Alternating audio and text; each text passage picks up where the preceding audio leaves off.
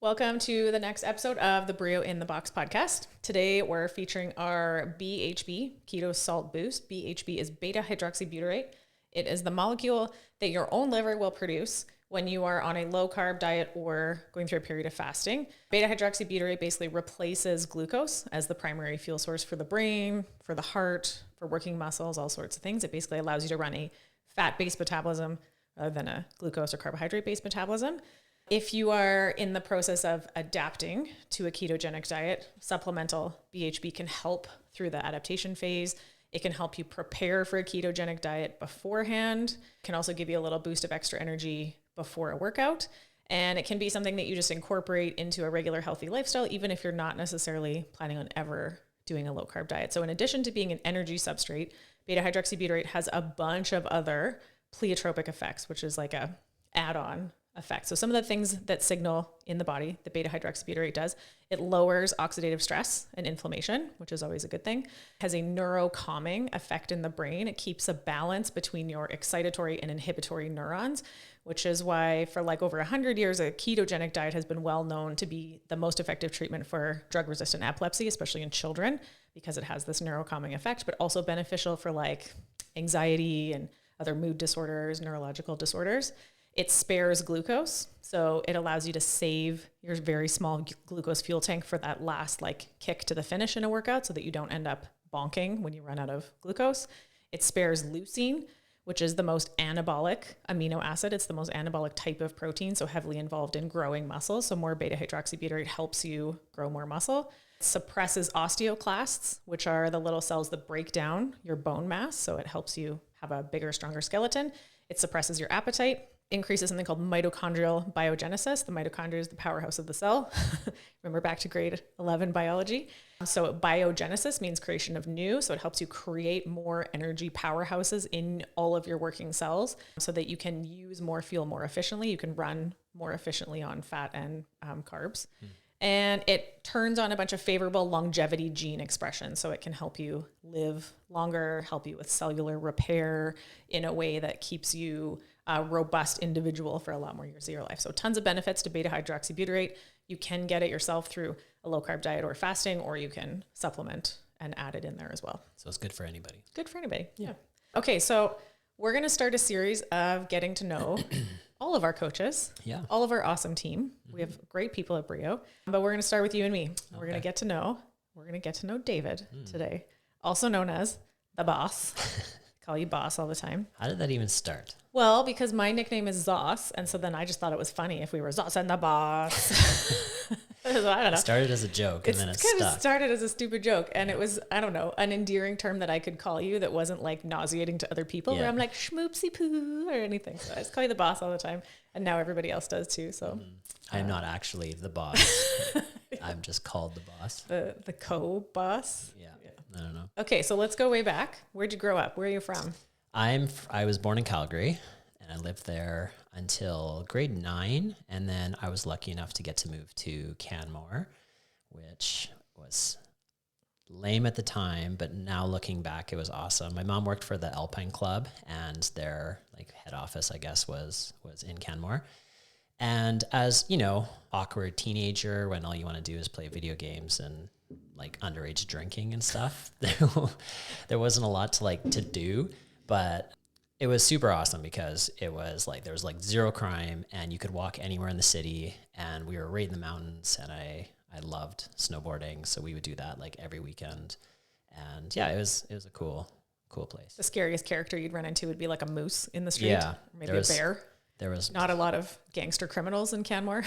One time I was sitting in my basement and I heard someone coming up the steps in our patio, like on the back. And I was like, what the hell, who's that? And I was alone in the house, and I go upstairs and all the lights are off and it's nighttime.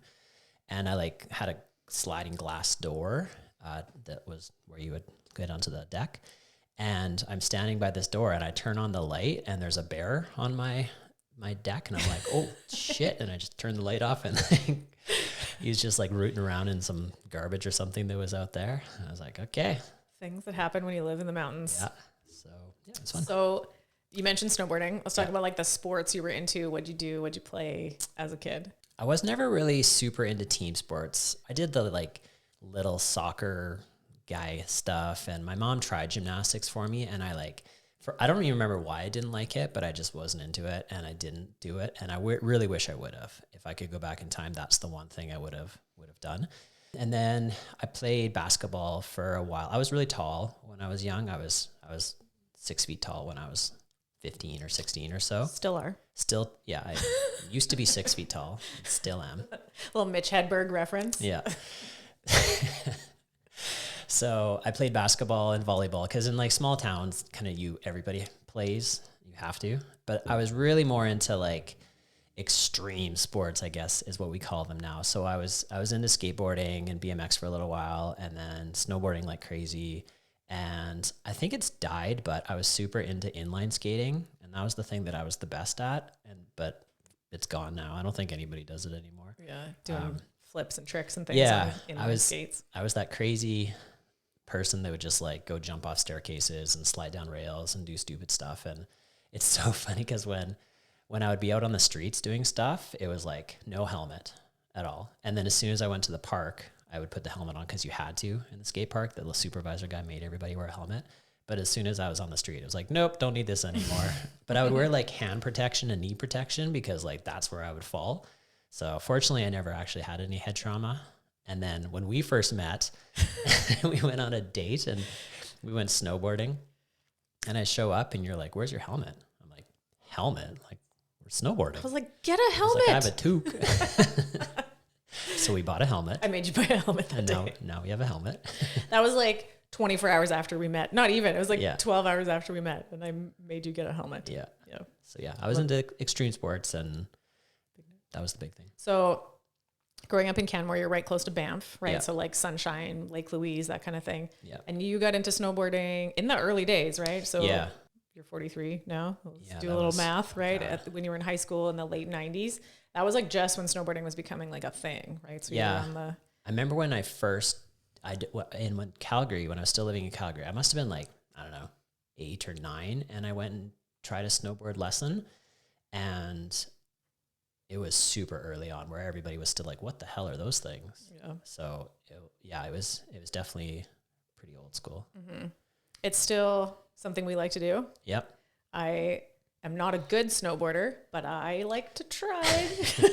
And so when we met in Calgary, Yeah. and if you go back to the first episode of this podcast, we talk about kind of the history of BRIO and the history of you and I and how we met and everything. Yeah. So we won't repeat that whole story. But like our second date, the day after we met, we went snowboarding together. Yeah. You hadn't been in like 4 or 5 years. Yeah. For some reason, you'd been in Calgary and working and just hadn't been out to the mountains. So then Yeah. that kind of like restarted something as an activity that we like together. It's Yeah. something we still do together. It's something we've gotten both our kids into. Yeah. Both little shredders, and something we started like Dash on a board when he was 2. Yeah. So trying to get them into it, you know.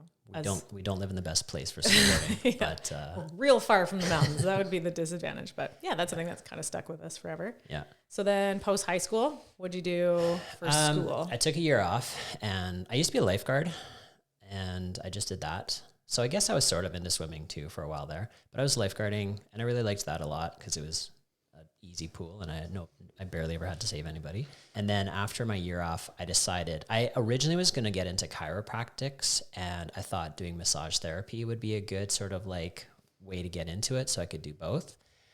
And then I did my massage program, which was a condensed, like 12-month course out of Mount Royal College. And I did that for a very short amount of time and realized I just wasn't into it at all, which sucked because like all the money you spend and all the time you dedicate to it, and then you get there and you're like, don't like that. I don't actually like this. In my like 19-year-old head, I was going to massage like models and athletes, and that was not reality at all. And so it was definitely like this just isn't for me. Mm-hmm. So I didn't really do a ton with my massage. I would massage friends and stuff, but I didn't really like fully pursue it. And in the meantime, to make some money, I got into the restaurant industry and started serving tables at Earl's originally in Calgary. Good old Earl's. And so then that took you on a career path of Yeah. the restaurant industry Yeah. for like 10, 12 years. Yeah, I served at Earl's and then moved back to Banff for a while and was serving tables there at Earl's in Banff.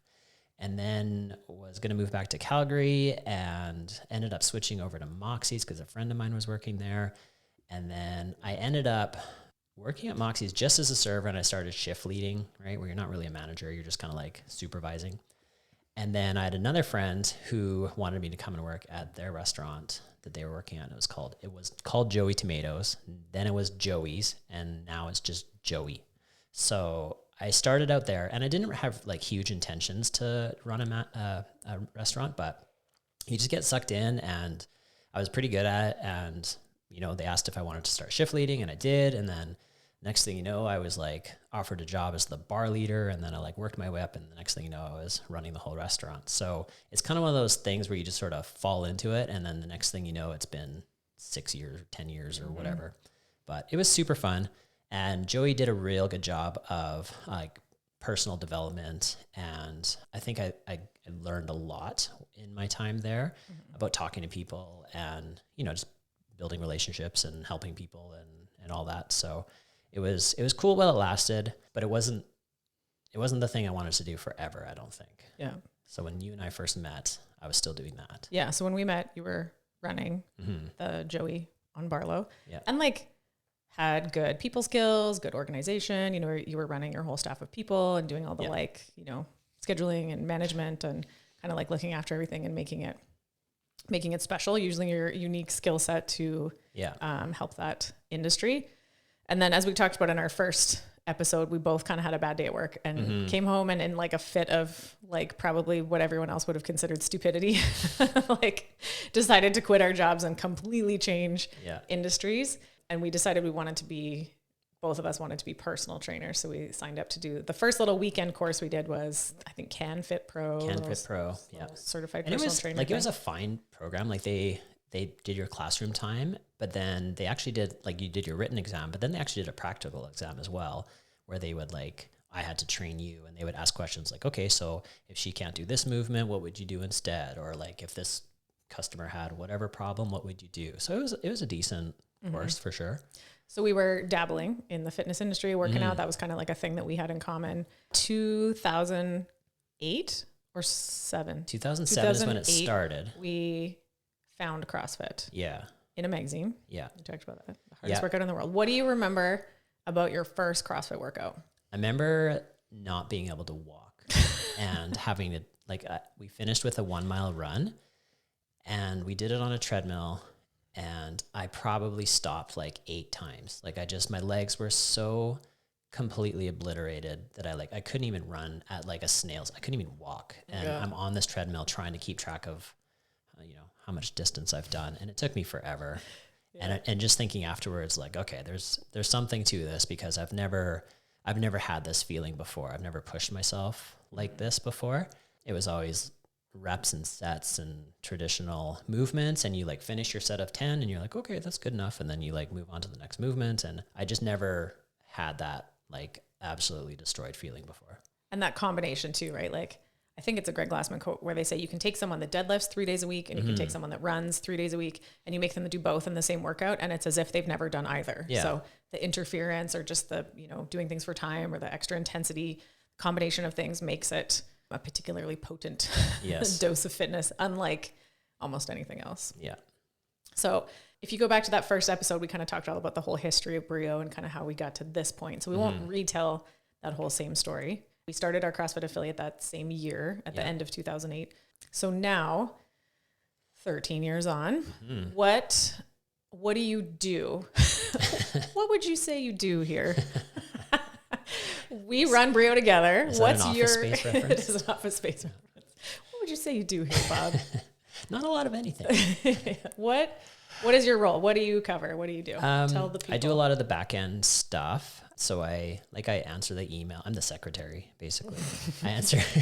David's the detail guy. Let's put it that way. I am not good at that. I usually am the one who's responding to emails and dealing with all the contact us stuff on the website. I do the programming, which is something that I've always really been interested in. And it's kind of like, when the person in the movie sees the math and it just all makes sense. I've always, I think, felt pretty natural doing it. So I've done the programming for a while now and I actually really enjoy it.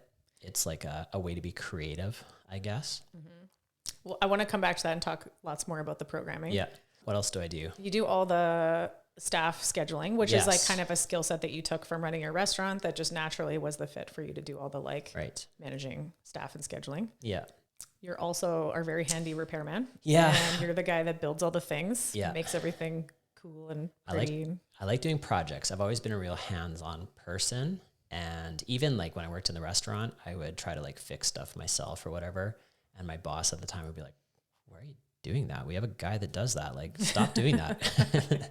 But I just like, I always really liked working with my hands, and I like, doing creative stuff and trying to like, my biggest thing is problem solving. I think that's what I realized in like renovating our house and a bunch of the gym projects is I know I'm always going to run into a problem, and I like fixing it. I like to figure out a way to get around the problem.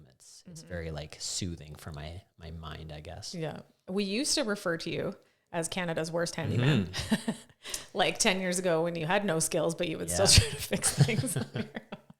Can I tell a story here? Sure. I'm sorry to do this. In our old gym, Old Brio, our little tiny gym on Central, someone had done, I think, a handstand and like kicked their foot through the drywall. Yeah. And you fixed it was like a substantially sized, It was like, deep. hole It was like a out hole of the through drywall. yeah. And you just filled that hole with just drywall mud, Yeah. like an entire bucket, just smushed it in the hole in the wall. This was shortly before we were moving out. So we were like kind of fixing it so that we wouldn't, so we'd get our damage deposit back. And you just like filled it and painted over it. And like, you could have just like poked your finger there. And then we were like, bye, see you later. Just like ran away. Hang a poster over it.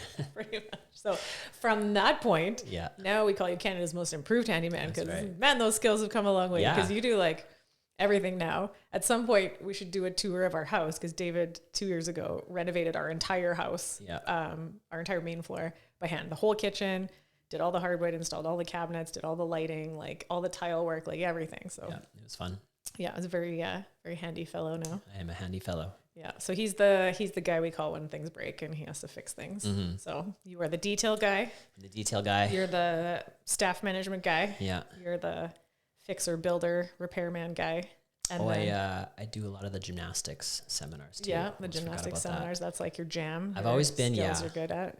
I should have stuck with it as a kid because that's always been my strength. I think it's because I have like skinny little chicken legs, and so my upper body built like a gymnast. Yeah, I'm built like I'm like a tall gymnast.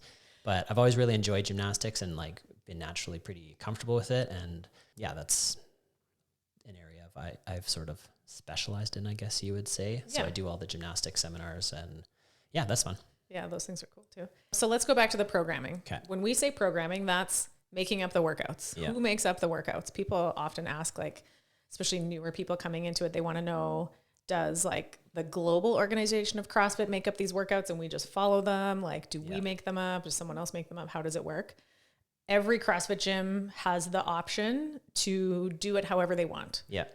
The way the CrossFit affiliation works, it's very open-ended. So we pay a licensing fee to basically use the name CrossFit along with our brand name. But then we get tons of freedom from CrossFit HQ in the way we want to implement the methodology in our affiliate. So programming is a big one. That's a big variation from CrossFit Gym to CrossFit Gym. There are some gyms that program for themselves, like we do. There are gyms that follow outside programming. So there's like sort of different CrossFit Games athletes or sort of well-known, seminar staff members or sort of well-known people in the CrossFit industry that do programming, and you can like purchase it or subscribe to their programming. CrossFit itself now is offering its own CAP. It's called CrossFit Affiliate Programming, sort of loosely in line with the workouts that you just see on CrossFit.com, the main site workouts, we call them. So they now are providing that as an optional service to affiliates as well, which, pluses and minuses to all the different ways of doing that. We, over the years, we love to experiment with things. We've tried all sorts of different stuff. Yeah. We started out with the main page programming, and it used to be really cool because, well, it still is, I guess, but they would have people comment on the main page, like what their time was or what mods they did or whatever. And so it was a little bit of like an online community. And way long time ago, it was cool because a lot of the CrossFit Games athletes, the old school people like Chris Spieler, would also post their stuff up on there. So they were even doing the main program.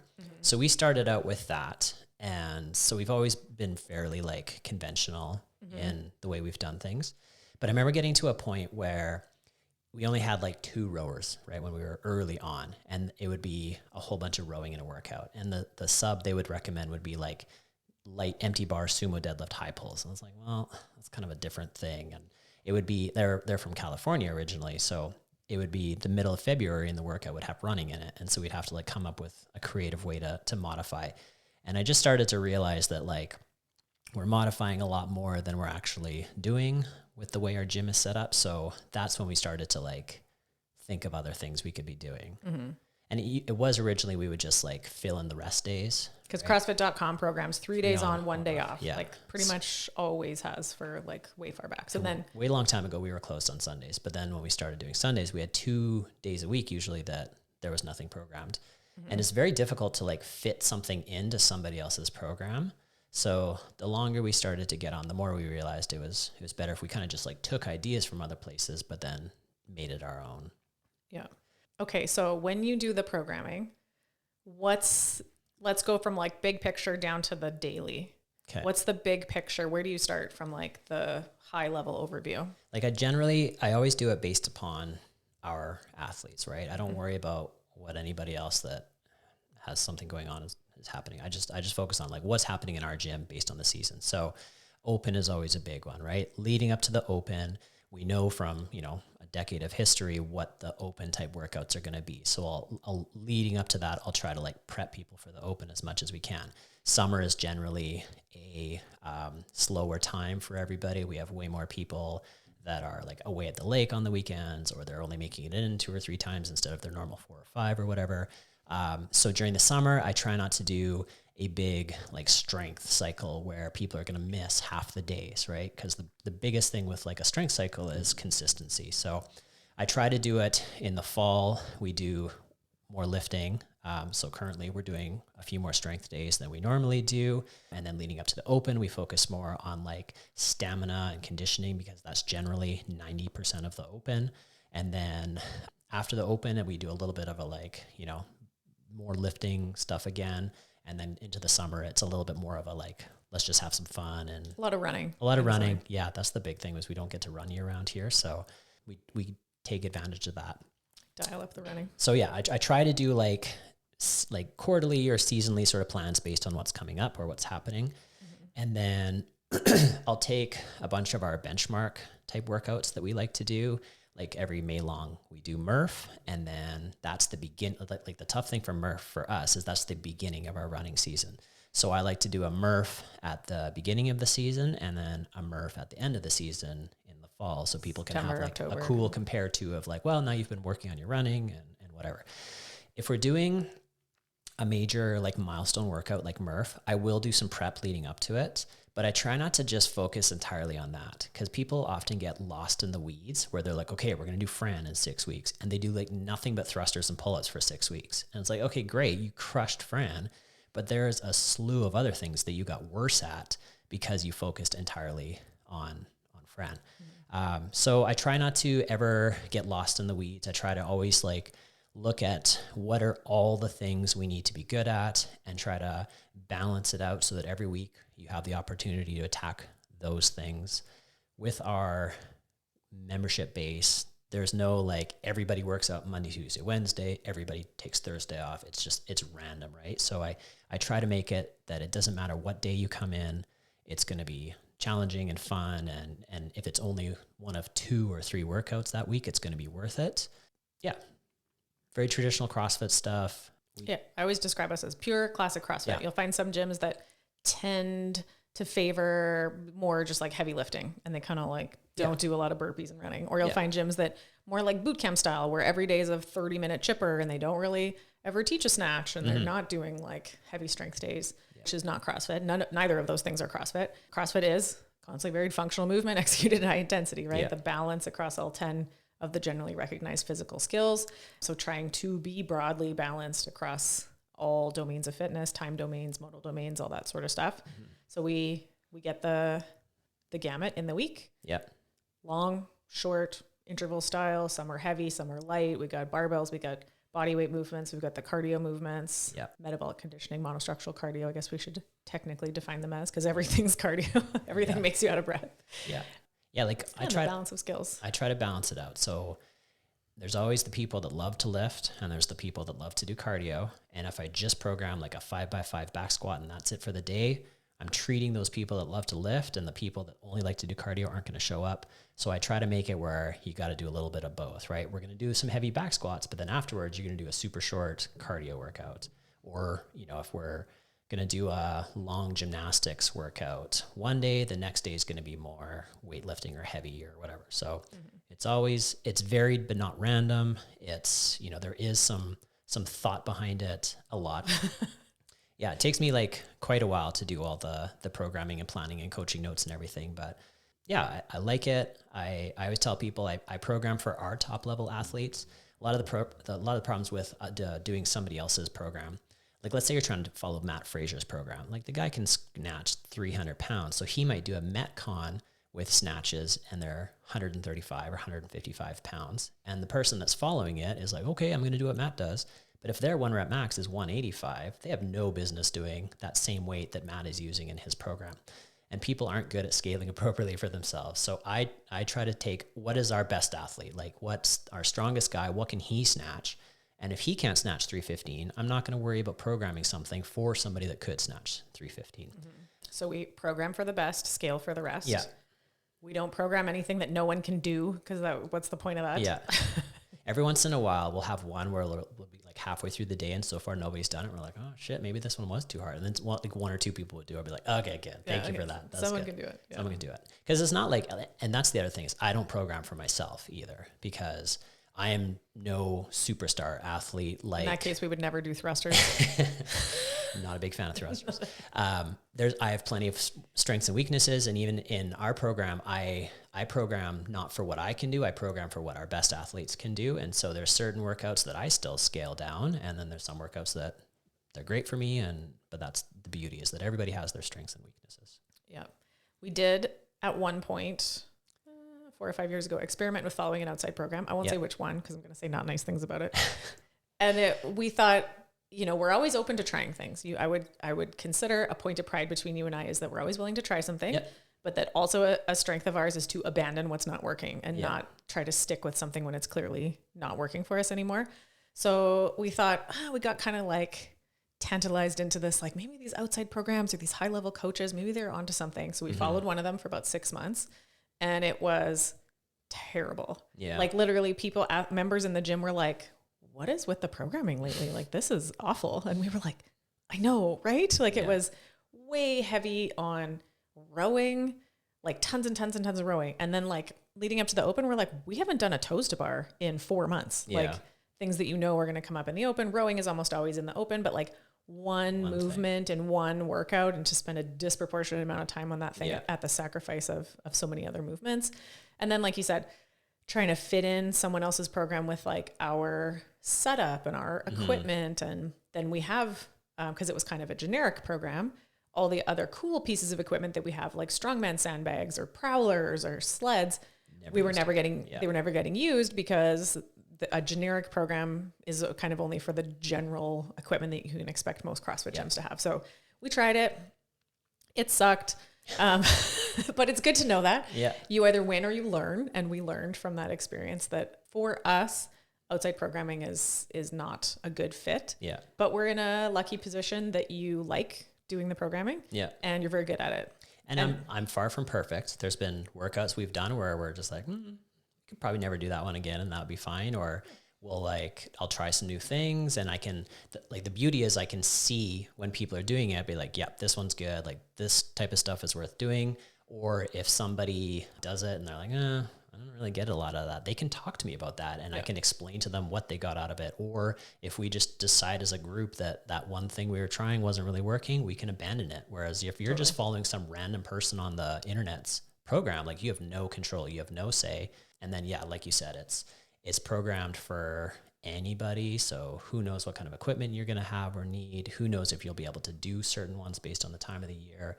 And then the biggest thing is just like proper implementation, right? Like having a coach there who can like explain the whys and make you understand what you're supposed to be getting out of that. Yeah, for sure. Yeah, you can get fitter doing any program, or you can get hurt and injured and overtrained on any program. It's really in the implementation and the attitude with how you approach it. So I think having the programming come from within, from us, from you, you do the programming, you don't work out and do anything else other than the workouts that we program for our gym. So you have like sort of the personal feel for it. We observe a lot of like how things go. How did you imagine the workout would go? How did it actually go? Did we nail it? Were we off? You know, and it's like a continuous learning process. And we're always paying attention and like making little tweaks to like the right amount of volume, and are people getting fitter? Are they getting stronger? Are they getting the skills? And does it match the sort of goals and fitness level of the membership that we have? And year to year that has changed.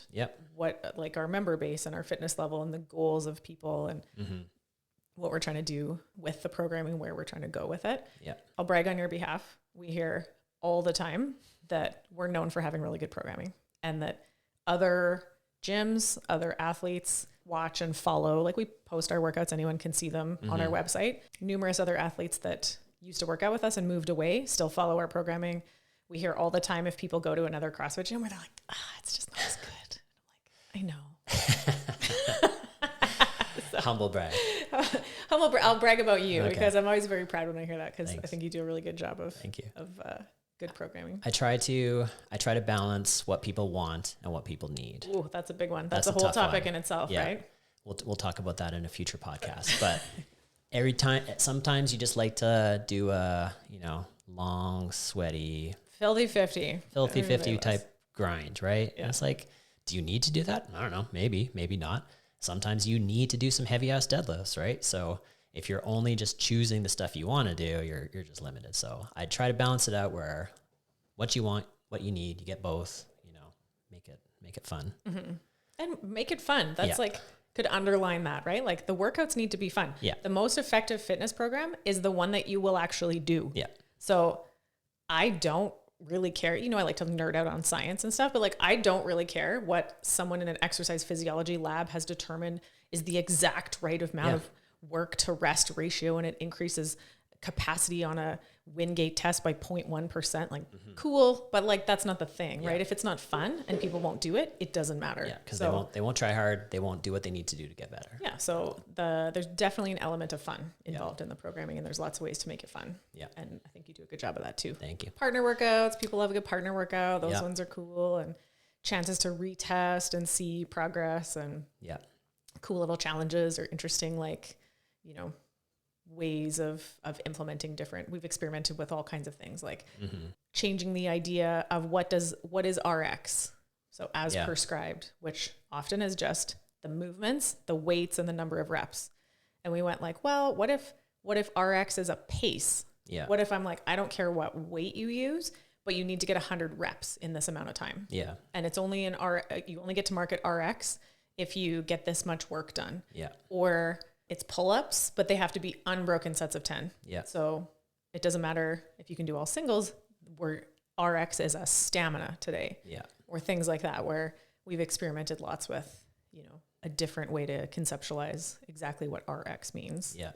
There's a big difference between doing 5 wall balls at a time at 20 or 14 pounds and doing 30 wall balls in a row at, 8 or 10 pounds or whatever. Those are two completely different things. So and both have their place. Both have a benefit. Sometimes you should do less and go heavier. But you can't always do that. Sometimes you need to go lighter and go faster and go big set. So we try to like find the balance across all those things. And like I said, continually evolving process. Always. It's funny to look back on our like spreadsheet of all the workouts from like a decade ago. We have a giant spreadsheet that goes all the way back to 2011. I think I've been using the same one since forever ago. And to look back and see what we used to be like, oh shit, that looks easy. So a little peek behind the curtain. David programs the workouts a couple weeks ahead of time. So we have like the year plan, the sort of phases, like you mentioned. You program the actual workouts in 1 week blocks, but a few weeks ahead of time. And then you make up the workouts. You do all the notes that the athletes see if you're on Beyond the Whiteboard. You do that part. Then I take the workouts and the notes, and we have a whole separate hub for our coaches, where then they have access to coaches' notes for each day, and they can see those a week ahead of time so that they have the opportunity to prepare for the classes, be on the same page in terms of like, what's the stimulus and how are we scaling and what's the goal, what's the time cap, and like, how are we organizing the workout and all the things that the coaches would need to know. So it's like a multi-step process from conceptualizing in your brain to what you see in the classes of how the workouts actually go. Yeah. So a lot going on in the background. Okay, let's talk more about you specifically. Okay. You mentioned some of your faves in CrossFit. I mentioned one of your least faves. Yeah. What are your favorite moves in CrossFit? What's your favorite things to do? My favorite move is probably bar muscle ups. I love bar muscle ups. I like regular pull-ups. I dislike chest to bar pull-ups. Isn't that weird? That is weird. Yeah. Anything pulling, I've always been pretty comfortable pulling my body, not pulling other things. So yeah, any gymnastic-y type stuff, I usually prefer that. Body weight movements. Okay. If you could ban one movement from CrossFit for the rest of eternity, what would it be? Normally I would say thrusters, but I've been actually doing the bike more. So I'm going to say the bike. Oh, yeah. I feel like a lot of people would vote for that one. It's the worst. I We're old enough to remember a time in CrossFit before there was it was glorious. echo bikes in every CrossFit gym. Yeah. I feel like thrusters you can work on, you can get better at, but like the bike just sucks no matter what. It's just it always feels the same. Maybe you're going so faster. hard. Okay, so you would do bar muscle ups forever and you would ban the echo bike. I'd get rid of the for bike. The rest of eternity. Yeah. Okay, let's talk about like some non-CrossFit stuff. What was the last book you read? You actually read quite a bit. I do read a lot. I try to balance my reading with like garbage fiction, as they call it, and like actual like, you know, nonfiction. Talk about your love stuff. of garbage fiction for a moment. Okay. What's your garbage fiction that you like? I like zombie apocalypse books. I like really like ridiculous, like pandemic and end of the world survival type books. We share a Kindle account and I'm always like, what is this shit? And I have to like put it in a separate folder. Yeah, they're great. Yeah. I'm getting lots of tips just in case we ever have to deal with this ourselves. Okay. So in between reading garbage, zombie apocalyptic fiction novels, what's something else that you've read lately? The last thing I read was A Hunter-Gatherer's Guide to the 21st Century, I think it's called, by Brett Weinstein and his wife, Heather. And it was good. There was no zombies in that book. It was more about like the evolution of humans and how a lot of our modern day habits are kind of against what we've evolved to do, and how to sort of like better live your life the way we were sort of like the way we evolved to live, I guess, with, you know, the modern day devices and habits and stuff that we're doing. So it was good. It wasn't like amazing, but it was pretty good. Yeah. A little change from the zombie books. Now I'm currently reading another zombie one. Actually, no, this one's not about zombies. This one, there's like superheroes. Like all of a sudden, there's superheroes. Oh. Yeah. Hobbies. Do you have any hobbies? Hobbies. I like we said earlier, I like working with my hands. I like doing little like projects around the house. So that would be my biggest hobby, I guess. Yeah. And I don't know if you guys have noticed in the gym that like things are changing all the time and people are always like, what is David up to now? And it's like, yeah, and you know, it's funny what our house is like too. There's always something. David's always got something on the go. I like to stay busy. When I was a kid, I used to like rearrange my room every few months. I was totally that kid. It was like, now the bed's going to be on this wall and this desk is going to be on that wall. And I would do that all the time. Yeah. It was constantly. Whatever is the word for the opposite of a procrastinator is you. I will like see something cool on Pinterest and be like, oh, wouldn't this look neat on our wall? This is a true story. And, oh, that would look neat in our dining room. And like 28 hours later, it was on the wall in our dining room. And I would like think about things for 3 years and I would save a bunch of photos and I would never get anything done. And you're just like the fastest at getting things done. Because then you just get to There isn't even a word for that. What's the opposite of a procrastinator? A getter-dunner. A getter-dunner. Yeah, I'm a getter-dunner for sure. It doesn't sound as good. And the good thing about doing it yourself is you like, it's so much cheaper. And so you can do it. And then if in 2 years you don't like it anymore, you just change it. Yeah, rip it off, which we also do a lot of that. Yeah, ripping stuff down. Okay, we're going to do a rapid fire question round. You have to answer as fast as you can without thinking about it. Okay. Pineapple on pizza, yes or no? Absolutely, yes. Beer or wine? Beer, IPA. Chocolate or vanilla? Vanilla. Ice cream, right? Sure. Vanilla. Interpret as needed. Okay. Country music, yes or no? Mostly no. Oh, even for a guy from Calgary. There's like 3 songs I like. That's Snack time, salty or sweet? Both. Early bird or night owl? Neither. I like to sleep. Sloth. I don't know. I guess I'm more of an early bird than I don't stay up late, so I'm an early bird. Yeah, I guess so. But I don't get up that early. I just sleep a lot. Okay, so final question. Okay. Why CrossFit? What role does it play in your life? Why is it important to you? What gets you to stick with it after all these very many years? I'm definitely one of those people that has been through a lot of ups and downs, right?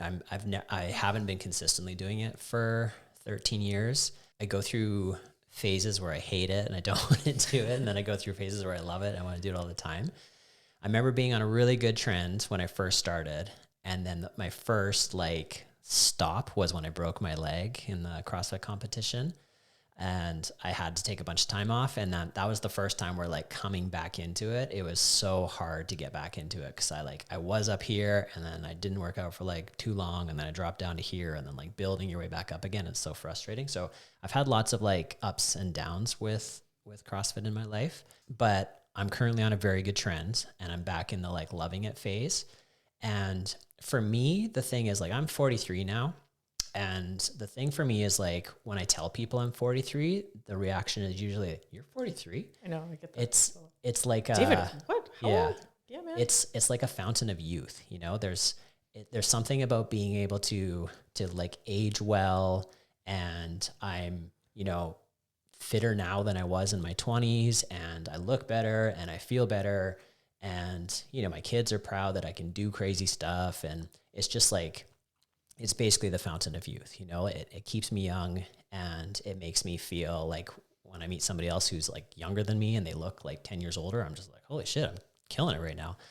And it's kind of the whole Pat Sherwood thing, right? Where he said in a podcast once that he's it's really hard to be a good athlete when you're young, right? Because everybody's young and fit and healthy, and to be elite, you have to be crazy elite, right?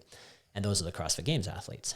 But then 30s, it's there's a little few more people falling off and not really taking care of themselves anymore. He's but if you can just hold on, till your 40s and 50s, you can be any level of fitness and you are killing it relative to the rest of the population. So it's kind of the older I get, the more important it becomes to me, because I never want to be a super old person that can't take care of them. I've always been a very independent soul, and I've always taken care of myself, and I just want to live a good life more than a long life. And this is kind of the way I do it, Remain an active participant in life. Yeah. Your birthday this year, when you turned 43, I made a little video montage of of all of your highlights from the previous year. It wasn't even I had to reach back, and it was you were doing jumps on the snowboard hill with Atlas, and you were doing backflips on the trampoline, and you were cliff diving and skateboarding and doing all these cool things. And I was damn, David is so cool. Yeah, but if I was 20, it would be whatever, just another stupid 20-year-old guy. But that capability, active participant in life, definitely super active in terms of all the things you can do with our kids and all that kind of stuff. And damn, you look good, aging well. Thank you. Looking good for 43. Try to do what I can. I hope you guys have enjoyed getting to know David, Boss Riley. I sure have. I hope so. For many years. Yeah. Okay. Thanks for watching, you guys. Thanks.